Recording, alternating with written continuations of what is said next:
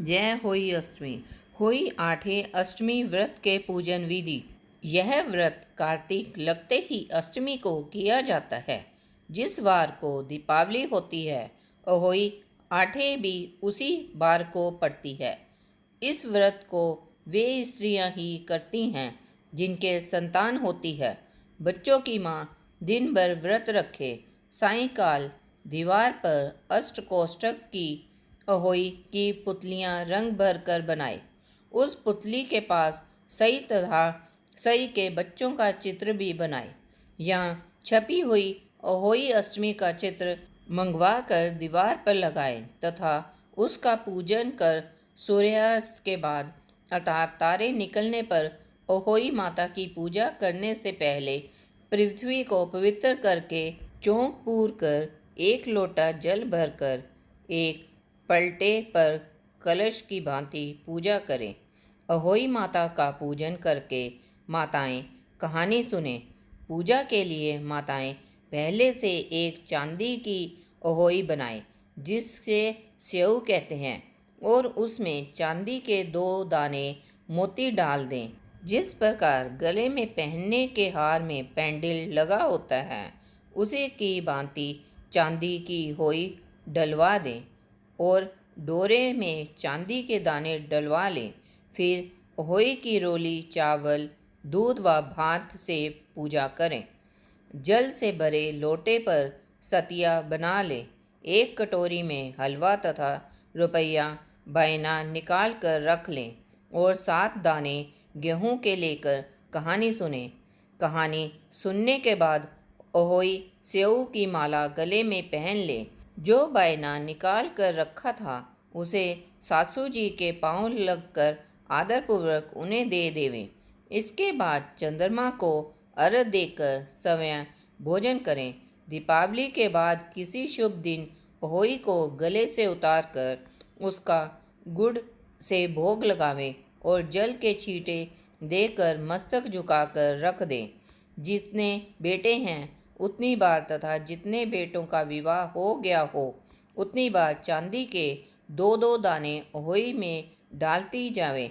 ऐसा करने से अहोई माता प्रसन्न हो बच्चों की दीर्घायु करके घर में नित्य मंगल करती रहती है। इस दिन पंडितों को पेठा दान करने से शुभ फल की प्राप्ति होती है। अहोई का उज्जमन। जिस स्त्री को बेटा हुआ हो अथवा बेटे का विवाह हुआ हो तो उसे अहोई माता का उज्जमन करना चाहिए। एक थाली में 7 जगह 4-4 पूड़ियाँ रखकर उन पर थोड़ा थोड़ा हलवा रखें। इसके साथ ही एक साड़ी ब्लाउज उस पर सामर्थ्यानुसार रुपये रखकर थाली के चारों ओर हाथ फेर कर श्रद्धापूर्वक सासू जी के पांव लगकर वह सभी सामान सासू जी को दे देवें। तियल तथा रुपये सासू जी अपने पास रख लें तथा हलवा पूरी का बयाना बांट दें। बहन बेटी के यहाँ भी बायना भेजना चाहिए। अहोई का अशोकाष्टमी का व्रत। यह व्रत प्रातः कार्तिक वदी अष्टमी को उसी वार को किया जाता है जिस वार की दीपावली होती है। इस दिन स्त्रियों की आरोग्यता और दीर्घायु प्राप्ति के लिए अहोई माता का चित्र दीवार पर मांडकर पूजन किया जाता है। विधि। अहोई का व्रत दिन भर किया जाता है। जिस समय तारामंडल आकाश में उदय हो जाए उस समय वहाँ पर एक जल का लोटा रखकर चांदी की स्याऊ और 2 गुड़ियाँ रखकर मोली नाल में पिरो लेवें। तत्पश्चात रोली चावल से अहोई माता के सहित स्याऊ माता का अर्चे और सीरा आदि का भोग लगाकर कहानी सुने। कथा। एक नगर में साहूकार रहा करता था। उसके 7 लड़के थे।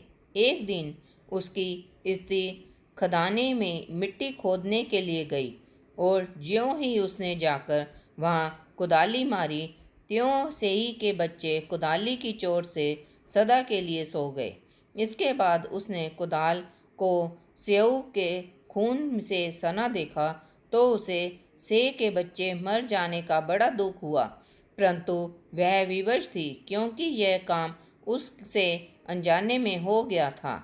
इसके बाद वह बिना मिट्टी लिए ही खेद करती हुई अपने घर आ गई और उधर जब से अपनी गुरकाल में आई तो अपने बच्चों को मरा हुआ देखकर नाना प्रकार से विलाप करने लगी और ईश्वर से प्रार्थना की कि जिसने मेरे बच्चों को मारा है उसे भी इसी प्रकार का कष्ट होना चाहिए।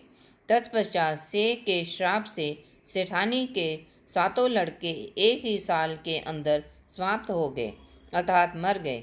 इस प्रकार अपने बच्चों को असमय काल के मुंह में समाये जाने पर सेठ सेठानी इतने दुखी हुए उन्होंने किसी तीर्थ पर जाकर अपने प्राण गंवा देने उचित समझा। इसके बाद घर छोड़कर पैदल ही तीर्थ की ओर चल दिए और खाने की ओर कोई ध्यान नहीं दिया और जब तक उनमें शक्ति और साहस रहा तब तक वे चलते ही रहे और जब वे पूर्णतया अशक्त हो गए तो अंत में मूर्छित होकर गिर पड़े। उनकी दशा देखकर भगवान करुणासागर ने उनको मृत्यु से बचाने के लिए उनके पापों का अंत किया और इसी अवसर में आकाशवाणी हुई कि हे सेठ, तेरी सेठानी ने मिट्टी खोदते समय ध्यान न देकर से के बच्चों को मार दिया। इसके कारण तुम्हें बच्चों के दुख देखना पड़ा। यदि अब पुनः घर जाकर तुम मन लगाकर गौ की सेवा करोगे और अहोई माता अजगता देवी का विधि विधान से व्रत आरंभ कर प्राणियों पर दया रखते हुए स्वप्न में भी किसी को कष्ट नहीं दोगे, तुम्हें भगवान की कृपा से पुनः संतान का सुख प्राप्त होगा। इसी प्रकार आकाशवाणी सुनकर सेठ सेठानी कुछ आश्वनित हो गए और भगवती देवी का स्मरण करते हुए घर को चले आए। इसके बाद श्रद्धा भक्ति से न केवल अहोई माता का व्रत अपितु गौ माता की सेवा करना भी उन्होंने आरंभ कर दिया तथा जीवों पर दया भाव रखते हुए क्रोध और द्वेष का सर्वथा परित्याग कर दिया। ऐसे करने के पश्चात भगवान की कृपा से वे सेठ सेठानी सातों पुत्रों वाले होकर अगणित पौत्र सहित संसार में नाना प्रकार के सुखों को भोग कर स्वर्ग चले गए। शिक्षा: बहुत सोच विचार के बाद भली प्रकार निरीक्षण करने पर ही कार्य का आरंभ करो और किसी प्राणी की हिंसा मत करो। गौ माता की सेवा के साथ साथ अहोई माता अजगता देवी भगवती की पूजा करो। ऐसा करने पर अवश्य संतान के सुख के साथ साथ संपत्ति सुख प्राप्त होगा। अहोई माता की दूसरी कथा। एक साहूकार था जिसके 7 बेटे थे, 7 बहुएं तथा एक बेटी थी। दिवाली से पहले कार्तिक बदी अष्टमी को सातों बहुएं अपनी इकलौती नंद के साथ जंगल में खदान में मिट्टी खोद रही थी। वहाँ सेऊ की मान थी। मिट्टी खोदते समय नंद के हाथ से सेऊ का बच्चा मर गया। सेऊ माता बोली कि मैं तेरी कोख बांधूंगी। तब नंद अपनी सातों भाभियों से बोली कि तुम में से मेरे बदले कोई अपनी कोख बंधवा लो। सब भाभियों ने अपनी कोख बंधवाने से इनकार कर दिया, परंतु छोटी भाभी सोचने लगी कि यदि मैं कोख नहीं बंधवाऊंगी तो सासू जी नाराज होंगी। ऐसा विचार कर नंद ने बदले में छोटी भाभी ने अपनी कोख बंधवा ली। इसके बाद जब उससे जो लड़का होता तो 7 दिन बाद मर जाता। एक दिन उसने पंडित को बुलाकर पूछा, मेरी संतान 7वें दिन क्यों मर जाती है? तब पंडित ने कहा कि तुम सुरई गाय की पूजा करो। सुरई गाय सेऊ माता की भाईली है। वह तेरी कोख छोड़े तब तेरा बच्चा जिएगा। इसके बाद से वह बहु प्रातःकाल उठकर चुपचाप सुरई गाय के नीचे सफाई आदि कर जाती। गौ माता बोली कि आजकल कौन मेरी सेवा कर रहा है, सो देखूंगी। गौ माता खूब तड़के उठी और एक साहूकार के बेटे और बहू को अपने नीचे सफाई करते हुए देखा। गौ माता साहूकार के बेटे की बहू पर प्रसन्न होकर बोली, बोलो क्या मांगती हो? तब साहूकार की बहू बोली कि सेऊ माता तुम्हारी भाईली है और उसने मेरी कोख बांध रखी है, सो मेरी कोख खुलवा दो। उसकी बात सुनकर गौ माता समुद्र पार अपनी बाइली के पास उसको लेकर चली। रास्ते में कड़ी धूप थी, इस कारण वे दोनों एक पेड़ के नीचे बैठ गई। थोड़ी देर में एक सांप आया और उसी पेड़ पर गरुड़ पंखनी का बच्चा था। सांप उसको डसने लगा, तब साहूकार की बहू ने सांप मारकर डाल के नीचे दबा दिया और बच्चे को बचा लिया। थोड़ी देर में गरुड़ पंखरी आई और वहां पर खून पड़ा देखकर साहूकार की बहू को चोंच मारने लगी। तब साहूकार की बहू बोली कि मैंने तेरे बच्चे को नहीं मारा, बल्कि सांप तेरे बच्चे को डसने को आया था। मैंने तो उससे तेरे बच्चे की रक्षा की थी। यह सुनकर गरुड़ पंखनी बोली कि मांग, तू क्या मांगती है? वह बोली, 7 समुंदर पार स्यऊ माता रहती है, हमें तू उसके पास पहुंचा दे। तब गरुड़ पंखरी ने दोनों को अपनी पीठ पर बिठाकर स्यऊ माता के पास पहुंचा दिया। स्यऊ माता उन्हें देखकर बोली कि आ बहन, बहुत दिनों में आई। फिर कहने लगी कि बहन, मेरे सिर में जूं पड़ गई है। त सुरई के कहने पर साहूकार की बहू ने सलाई से उसकी जुएं निकाल दी।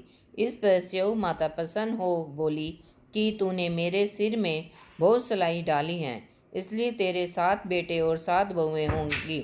वह बोली, मेरे तो एक भी बेटा नहीं, 7 बेटे कहाँ से होंगे? स्यऊ माता बोली, वचन दिया, वचन से फिरूं तो धोबी के कुंड में कंकरी हो।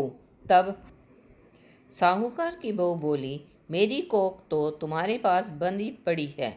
यह सुनकर स्यऊ माता बोली कि तूने मुझको ठग लिया। मैं तेरी कोख खोलती तो नहीं, परंतु अब खोलनी पड़ेगी। जा, तेरे घर तुझे 7 बेटे और 7 बहुएं मिलेंगी। तू जाकर उजमन करियो, 7 ओही बनाकर 7 कढ़ाई करियो।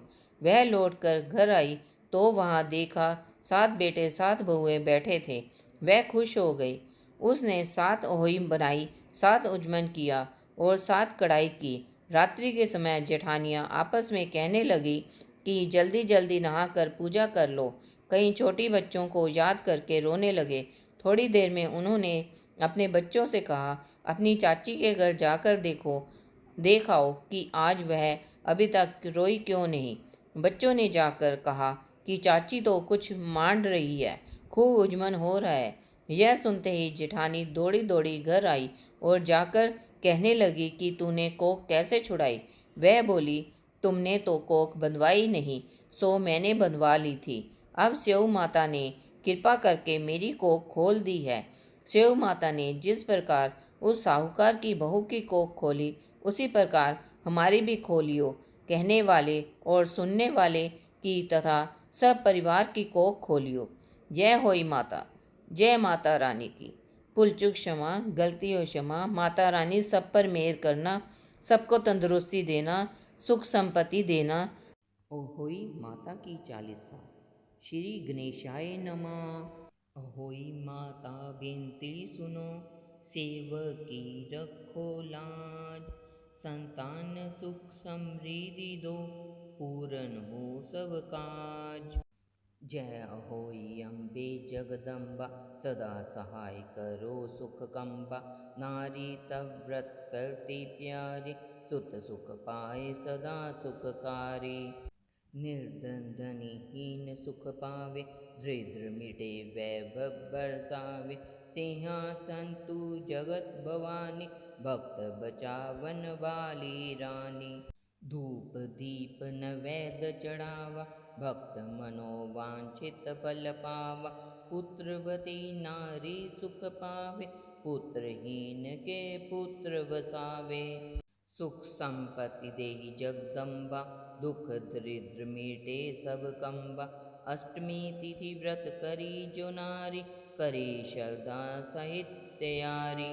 सदा सुहागिन वह नारी होय, कृपा करे जग जननी अहोई।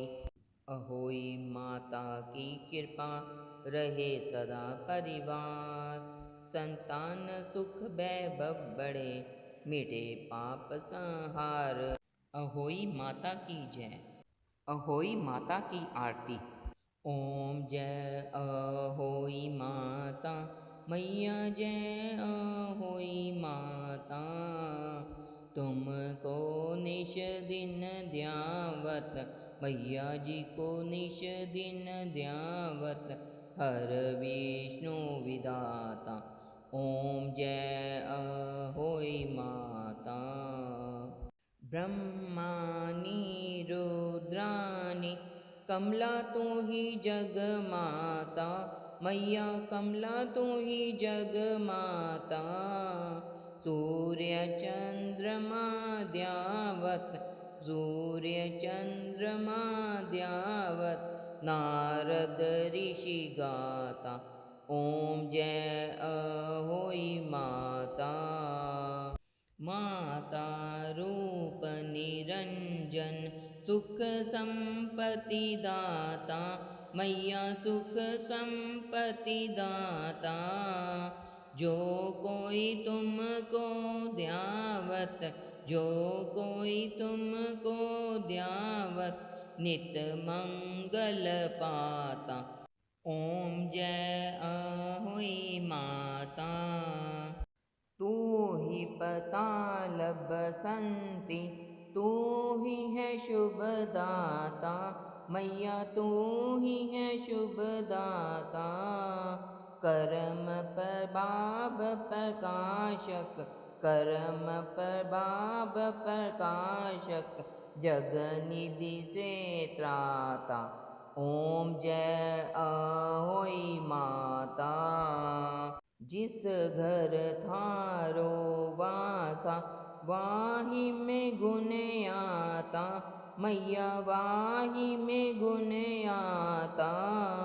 कर न सके सोई कर ले, कर न सके सोई कर ले, मन नहीं घबराता।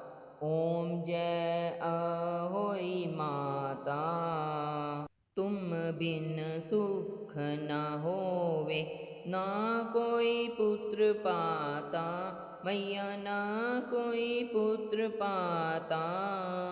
खान पान का वैभव, खान पान का वैभव, तुम बिन नहीं आता। ओम जय अहोई माता। शुभ गुण सुंदर युक्ता, शीर निधि जाता, मैया शीर निधि जाता। रतन चतुर्दश तोकु, रतन चतुर्दश तोकु, कोई नहीं पाता। ओम जय अहोई माता। श्री अहोई माँ की आरती जो कोई गाता, मैया जो कोई गाता। उर उमंग अति उपजे, उर उमंग अति उपजे, पाप उतर जाता। ओम जय अहोई माता।